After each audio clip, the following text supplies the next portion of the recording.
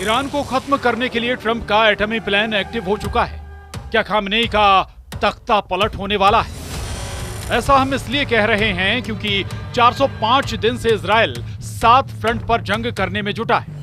इस जंग में अगर सबसे ज्यादा खतरनाक और ताकतवर इजराइल का दुश्मन ईरान पर 2 बार भारी पड़ चुका है। इजराइल पर किए गए ईरान के 2 हमलों के बाद इजराइल से लेकर अमेरिका तक खुफिया रिपोर्ट्स में अब ये दावा किया जाने लगा है कि जब तक ईरान के सुप्रीम लीडर 85 साल के अली खामनेई बने रहेंगे तब तक ईरान को हराना इजराइल के लिए नामुमकिन है। यही वजह है कि अब डोनाल्ड ट्रंप ने राष्ट्रपति चुनाव जीतते ही ईरान के खिलाफ अपना एटॉमिक प्लान एक्टिव कर दिया है। हम आपको समझाने की कोशिश कर रहे हैं कि कैसे ईरान के सुप्रीम लीडर ट्रंप और नेतन्याहू के एटॉमिक प्लान में घिरते जा रहे हैं। खबर यह है कि अगर ट्रंप और नेतन्याहू मिलकर ईरान के सुप्रीम लीडर को नुकसान पहुंचाने की कोशिश करेंगे तो ट्रंप के करीबी पुतिन बुरी तरह से नाराज हो जाएंगे।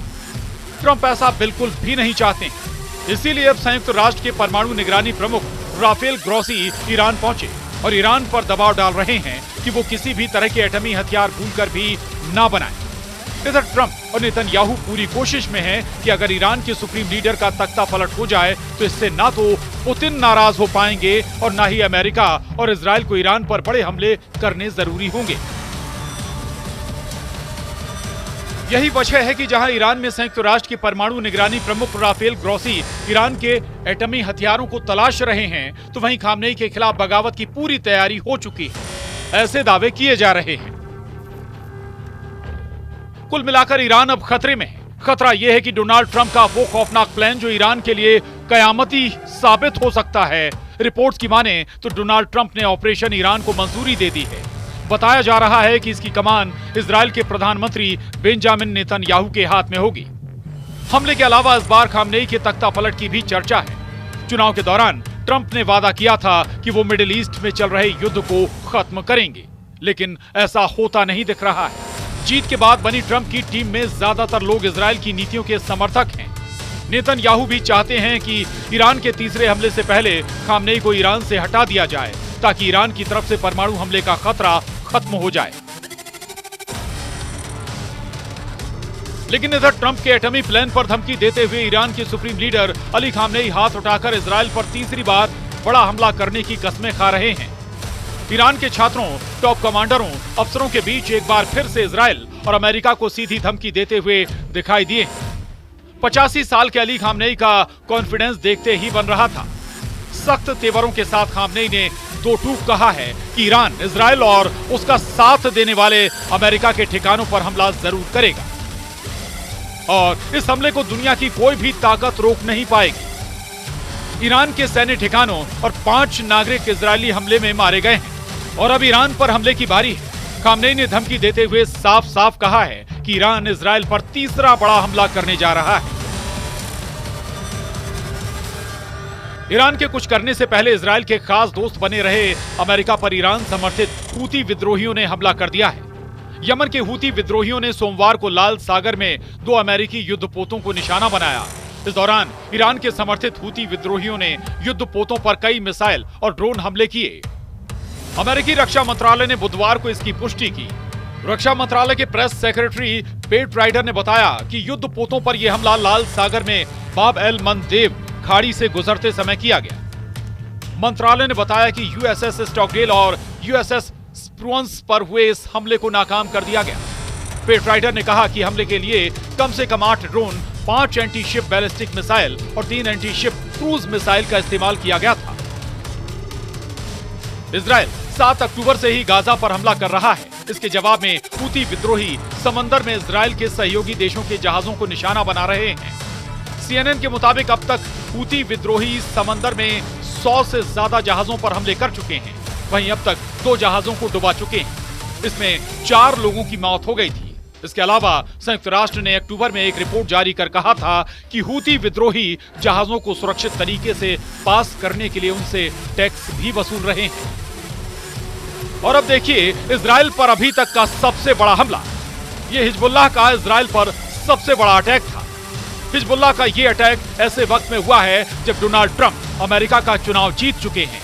यानी ट्रंप की जीत से ईरान का मिलिशिया हिजबुल्लाह डरा नहीं बल्कि और भी खतरनाक हो गया है। और ये हमले हिजबुल्लाह की ताकत का सबूत पेश कर रहे हैं। जी हां, हिजबुल्लाह इजराइल पर अब ऐसे अटैक करने लगा है जिसके बारे में नेतन्याहू तक ने सोचा नहीं था। हिजबुल्लाह के इन हमलों से अमेरिकी प्रशासन तक के माथे पर भी चिंता की लकीरें खिंच गई हैं। इजराइल के लिए यह हमला चौंकाने वाला था, क्योंकि आमतौर पर हिजबुल्लाह इजराइल पर हमले के लिए रॉकेट्स का इस्तेमाल करता था, लेकिन इस हमले के लिए हिजबुल्लाह ने इजराइल के हरकिया बेस को तबाह करने के लिए पूरी की पूरी ड्रोन स्क्वाड्रन ही उतार दी। विदेशी मीडिया की रिपोर्ट के मुताबिक हिजबुल्लाह की तरफ से किया गया ये अब तक का सबसे बड़ा ड्रोन अटैक था। विदेशी मीडिया का यह भी दावा है कि हरकिया बेस पर अटैक के लिए हिजबुल्लाह ने सुसाइड ड्रोन का इस्तेमाल किया था।